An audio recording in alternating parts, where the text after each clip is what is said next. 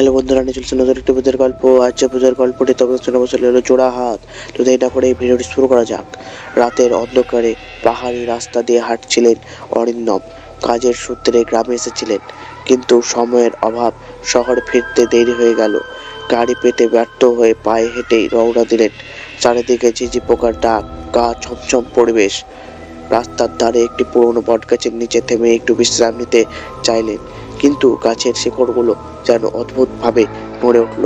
অরিন্দম ভাবলেন হয়তো ক্লান্তির কারণে চোখে ভুল দেখছেন। একটু জল খেয়ে ফের হাঁটতে শুরু করলেন। হঠাৎই অনুভব করলেন পিছনে কেউ যেন হাঁটছে। ঘুরে তাকালেন, কিন্তু কেউ নেই।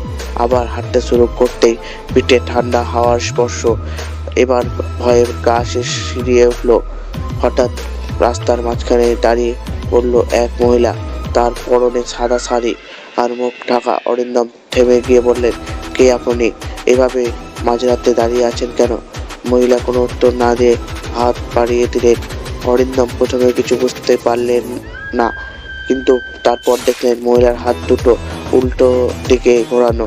ভয়ে এক দৌড়ে পালিয়ে যেতে লাগলেন, কিন্তু অদ্ভুতভাবে সেই মহিলার হাসির শব্দ যেন তার কানে ছাপিয়ে গাছলির ভিতরে প্রতিধ্বনি হয়ে লাগলো। অরিন্দম যতই দৌড়াচ্ছেন ততই সেই হাসি তার ভীষণ দমবদ্ধ করে করা বন্ধ। শেষমেশ কোনোভাবে গ্রামের কাছে এসে পৌঁছলেন। সকালে গ্রামবাসীদের ঘটনাটি বলতেই সবাই শিউরে উঠলেন। তারপর বলল, ওটা জোড়া হাতের ভূত। এই এলাকায় অনেক আগের একটা মেয়েকে হত্যা করা হয়েছিল। তার হাত দুটো কেটে উল্টো করে তার শরীরে লাগিয়ে দেওয়া হয়েছিল। সেই থেকেই রাত হলেই সে এভাবেই লোকেদের ভয় দেখায়।